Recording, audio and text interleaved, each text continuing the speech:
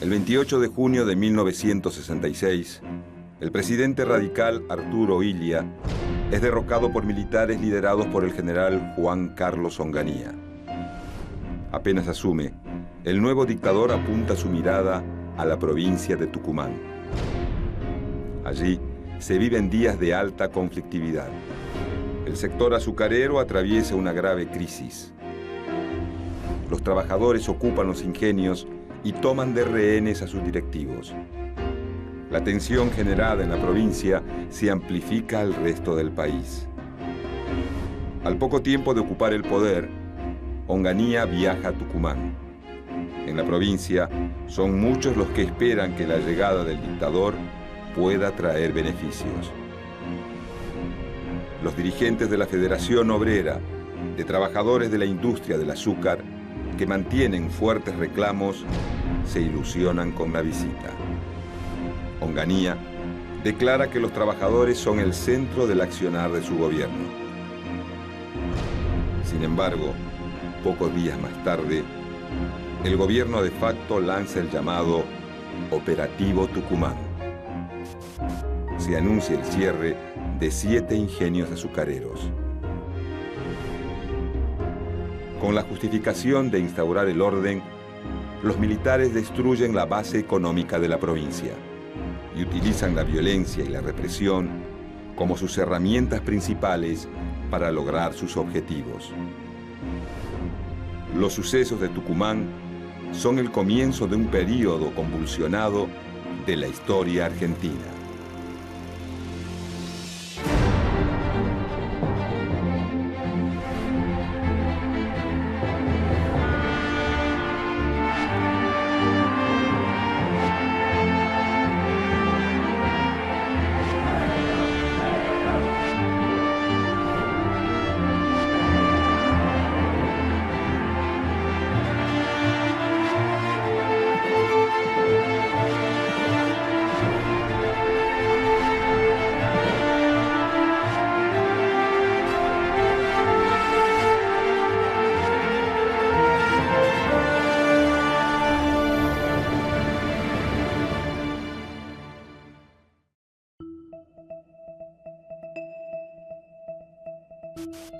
La industria azucarera surge en el país como eco de la Revolución de Mayo. El obispo tucumano Eusebio Colombres vive la gesta revolucionaria en Buenos Aires.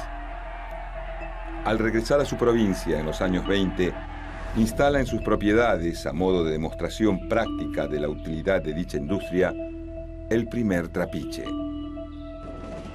La llegada del Ferrocarril Central Norte en 1876 impulsa la economía tucumana al conectar la producción local con el puerto de Buenos Aires.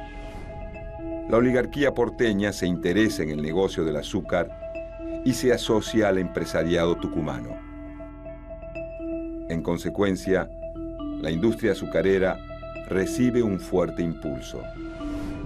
La llegada del ferrocarril es producto de las gestiones del presidente de origen tucumano, Nicolás Avellaneda. El mandatario, que es propietario de los ingenios Los Ralos y Santa Lucía, gestiona créditos y aportes de capitales ingleses fundamentales para la llegada del tren a la provincia.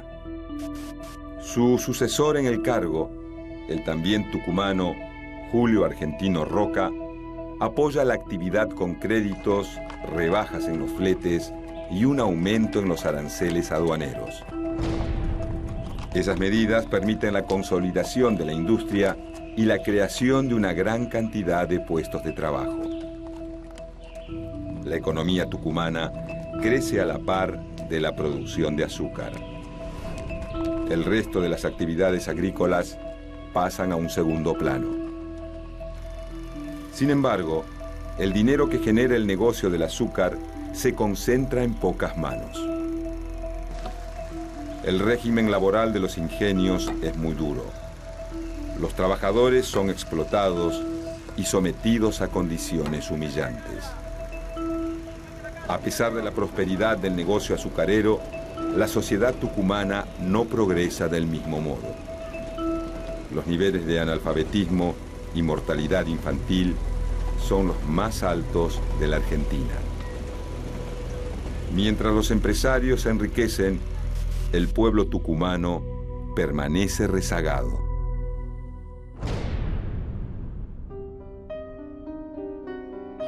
Durante los primeros años del siglo XX, el negocio del azúcar en Tucumán se encuentra en manos de los grandes ingenios. Estos impiden que cualquier pequeño productor participe en el mercado. Sin embargo, hacia 1927, esta situación cambia. Los cañeros independientes logran un reconocimiento. Con el apoyo de la Federación Agraria Argentina, consiguen la intervención del presidente radical Marcelo Torcuato de Alvear. Gracias a esto, se promueve el laudo alvear, que permite que los productos generados en el sector independiente puedan comercializarse. Además, se les reconoce el derecho a un control de precio y el Estado se compromete a vigilar el pesaje de la zafra de cada cañero para evitar que los trabajadores sean estafados. Con estas medidas, Alvear beneficia a sectores postergados en Tucumán, pero las desigualdades sociales persisten. En 1946, Juan Domingo Perón arriba a la presidencia con un fuerte apoyo del sector obrero. Durante su gestión, se incrementa la política de protección distributiva. En 1950, se crea el Fondo Regulador del Azúcar. Esta decisión irrita a los grandes grupos azucareros. El fondo prevé que se deriven los aportes monetarios de los grandes productores hacia aquellos de menor rendimiento. Así, se busca ayudar a miles de pequeños cañeros. Los empresarios buscan la forma de desactivar la implementación y elaboran distintas estrategias para beneficiarse. El azúcar es artículo indispensable para niños y adultos. Los pequeños especialmente necesitan de sus elementos energéticos para su normal desarrollo. En 1955, un hecho conmociona al país. El 16 de septiembre, un golpe de Estado derroca al presidente Perón. La autodenominada Revolución Libertadora llega al poder. Al cambiar la situación política, los grandes grupos azucareros obtienen lo que ansiaban. Si bien el Fondo Regulador de Azúcar continúa existiendo, su actividad es casi nula, lo que provoca una alta concentración de capitales. Las condiciones de los pequeños productores se complican nuevamente. Y en pocos años, la situación económica y social de la provincia se vuelve a deteriorar. La crisis es solo una cuestión de tiempo.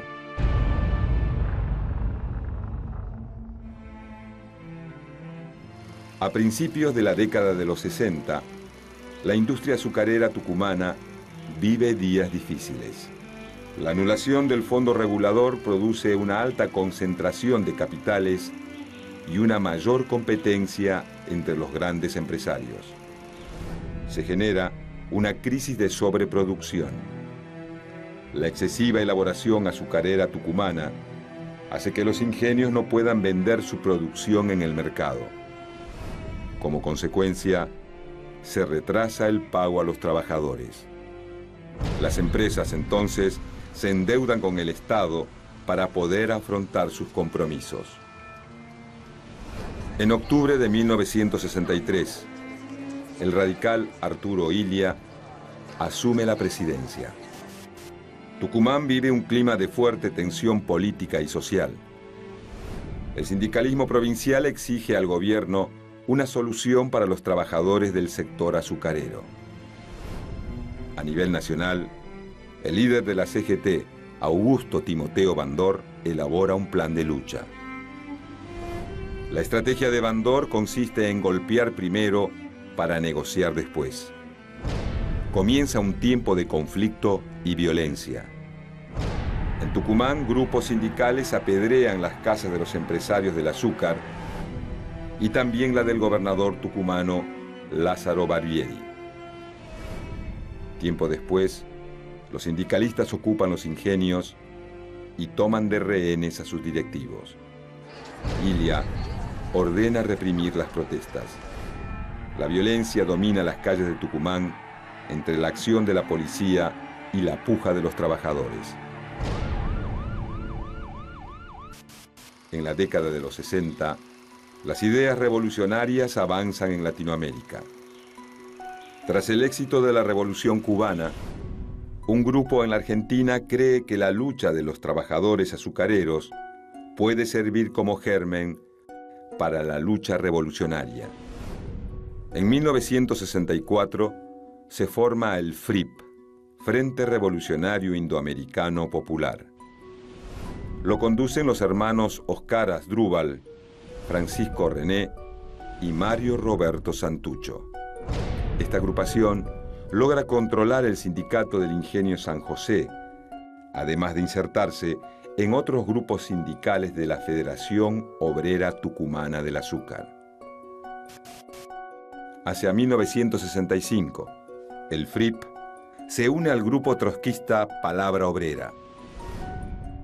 En mayo de ese año, se funda el Partido Revolucionario de los Trabajadores, dirigido por Mario Santucho. La influencia del PRT crece rápidamente.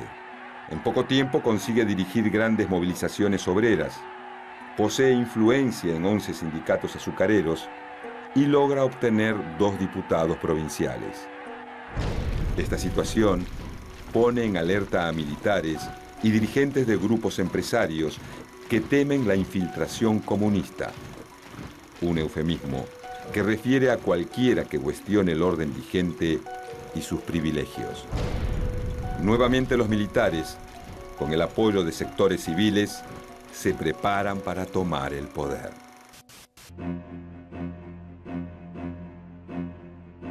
Durante los primeros meses de 1966, la campaña de descrédito en contra del presidente Arturo Illia se vuelve aún más fuerte. Desde distintos sectores de la prensa se castiga al gobierno democrático. Mientras tanto, los militares se preparan para tomar el poder. Finalmente, el golpe se produce. El 28 de junio de 1966, asume el general Juan Carlos Onganía. Onganía representa a un grupo de militares que se muestran como defensores de la Argentina ante el comunismo. La situación en Tucumán ha sido una de las excusas para el golpe de Estado. Al poco tiempo de asumir, el nuevo dictador activa un fuerte plan de ajuste económico. Cierra ramales ferroviarios y miles de empleados públicos pierden sus trabajos. Además, prohíbe toda actividad política, tanto sindical como estudiantil y partidaria. La justificación que dan los militares para estas medidas es evitar la expansión del peligro comunista en el país. En Tucumán, el plan de Onganía se inicia el 9 de julio de 1966, cuando viaja para encabezar los festejos por el sesquicentenario de la Declaración de la Independencia. Los medios locales aplauden la visita del presidente de facto a la convulsionada provincia. Creen que la llegada de Onganía puede traer beneficios. Sin embargo, la dictadura está preparando un plan que será perjudicial para gran parte de los tucumanos. Comienza el llamado Operativo Tucumán.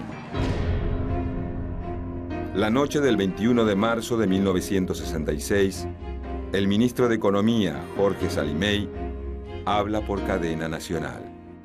En su discurso anuncia la intervención, el cierre y el desmantelamiento de 7 compañías azucareras. Según el ministro, los empleados cobrarán sus salarios durante un año a cambio de realizar otro trabajo. la limpieza y el mantenimiento de caminos y canales de la provincia. En la madrugada del 22 de agosto, la gendarmería ingresa en los ingenios. Esta maniobra genera malestar en el sector obrero. Desde el poder, se justifican los cierres argumentando que los ingenios se han convertido en lugares donde se fomenta la intranquilidad social. Según los militares, la industria azucarera le provoca grandes pérdidas económicas a la nación. Plantean que para ellos, la Argentina debe instalar una economía moderna, eficiente y abierta al mercado mundial. Dentro de ese esquema, la principal actividad de Tucumán es parte del pasado. En los ingenios, los militares buscan disciplinar a los rebeldes. Pero los obreros continuarán adelante con sus reclamos y pronto la represión será aún más violenta.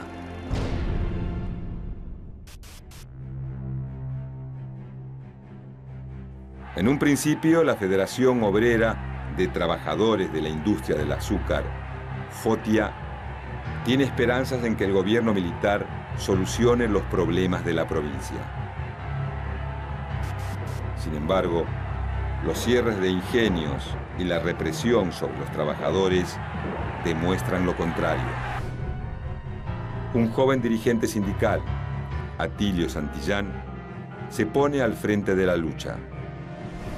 Desde su lugar como líder de la FOTIA, intenta abrir negociaciones con la dictadura, pero los militares no están dispuestos a hacer ningún trato con el sindicalismo y la violencia aumenta. El 12 de enero de 1967, la policía asesina a Hilda Guerrero de Molina. Ella y otros manifestantes organizaban una marcha para evitar el posible cierre del ingenio Bellavista. Este ataque es tan solo el comienzo. La dictadura congela los fondos sindicales y le quita la personería jurídica a la FOTIA. A partir de ese momento, cualquier acción generada por los sindicalistas es considerada ilegal. En ese contexto de represión y desempleo, aparece otro grupo que se destaca en la lucha contra el operativo Tucumán. Son sacerdotes que se diferencian de la actitud de silencio que adopta la mayoría de la dirigencia de la Iglesia Católica Argentina. Siguen los postulados de la llamada Teología de la Liberación. Son conocidos como sacerdotes del tercer mundo. Este grupo se encarga de organizar comisiones vecinales en las localidades de los ingenios cerrados. Su presencia se hace cada vez más fuerte en la provincia, lo que no es visto con buenos ojos por el gobierno de facto. En este contexto, los trabajadores son reprimidos por organizar manifestaciones o incluso ollas populares, a la vez que se lanza una campaña publicitaria a nivel nacional que recalca que la economía tucumana debe modernizarse. De esa manera, se intenta encubrir la dura represión que se aplica sobre los cañeros de la provincia. La situación en Tucumán es grave. Muchos pueblos que sobrevivían gracias a las fuentes del trabajo del azúcar se van despoblando hasta desaparecer. En los años siguientes, más de 200.000 tucumanos dejan la provincia en busca de trabajo. Gran parte de ellos llegan a Buenos Aires para vivir en las villas miseria. El plan de Onganía hiere profundamente la industria azucarera. Solo sobreviven los ingenios de mayor capital, conectados con otras actividades dentro y fuera de la provincia. Se reduce a 1/3 la producción azucarera. El operativo Tucumán, orquestado por Onganía, deja en ruinas a la provincia.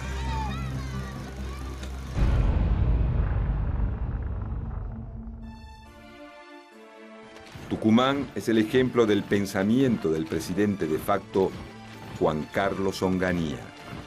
Reprimir al movimiento obrero, limitar la industria nacional y beneficiar al capital extranjero. Ese tipo de medidas forman parte del repertorio de la dictadura no solo en la provincia. El 14 de mayo de 1969 ocurre un incidente en la provincia de Corrientes que profundiza el conflicto. Un grupo de estudiantes marcha en contra del aumento de los vales del comedor estudiantil de la universidad. La policía reprime violentamente a los manifestantes. El joven Juan José Cabral es asesinado. Su muerte se convierte en el símbolo de los tiempos que corren. 2 días más tarde, el 16 de mayo, se realiza en la ciudad de Rosario una movilización en homenaje a Cabral. La policía vuelve a reprimir salvajemente y nuevamente asesina a otro joven, Adolfo Bello. Esto provoca un estallido popular, conocido luego como Rosariazo. Obreros y estudiantes toman el centro de la ciudad. La policía y el ejército los reprimen. La concentración deja un saldo de cientos de heridos y presos. Y el descontento popular se extiende en otras provincias. El 29 de mayo se produce un estallido aún mayor, que marcará un punto de inflexión en la dictadura de Onganía. Se lo conoce como el Cordobazo. Durante una marcha matan a Máximo Mena, un militante de filiación radical. El hecho provoca una reacción en cadena de trabajadores, estudiantes y vecinos enardecidos. El tercer cuerpo de ejército avanza sobre la ciudad con tanques y francotiradores y encarcela a cientos de dirigentes políticos y sindicales. Esta situación desgasta políticamente a Onganía, que deja su cargo el 8 de junio de 1970. Lo reemplaza otro militar, Roberto Levinson. En noviembre de ese año, Tucumán estalla. Se produce un alzamiento conocido como Tucumanazo. En junio de 1972, el ejército desaloja la quinta agronómica de la Universidad de Tucumán. Esa decisión provoca un nuevo estallido popular, conocido esta vez como Quintazo. El gobierno de facto está encabezado ahora por el general Alejandro Agustín Lanusse. Pero la presión ejercida por la lucha obrera, sindical y estudiantil es cada vez más fuerte. Lanusse debe convocar a elecciones. El 11 de marzo de 1973, los argentinos vuelven a elegir a un presidente. Se abre una esperanza. Después de 18 años de proscripción, el peronismo vuelve a participar de la vida política del país. Sin embargo, poco después volverá la violencia a la provincia.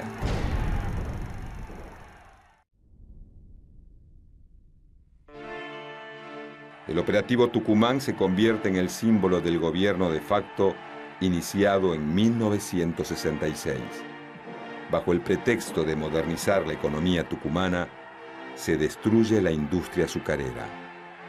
Donde antes había trabajo para miles de personas, hay despidos y abandonos. Y a las protestas sindicales se les responde con represión y violencia. Entre revueltas y luchas callejeras, entre disparos y muertes, la Argentina vivió un momento tenso en su historia. Para la provincia de Tucumán, el legado de esta época fue el cierre de 11 de los 27 ingenios azucareros. Esto llevó a un empobrecimiento generalizado y a un éxodo masivo de población hacia otras regiones. Las violentas técnicas utilizadas por la dictadura de Onganía marcaron un estilo de cómo proceder con los reclamos del sector obrero. Una estructura que fue retomada por la nueva Junta Militar, que llegó al poder el 24 de marzo de 1976. En esta oportunidad, los militares llegarían aún más lejos con el terrorismo de Estado y la asfixia económica. Y Tucumán, bajo la tutela de Antonio Domingo Bussi, sería una de las provincias en donde se concentraría la represión más salvaje y despiadada.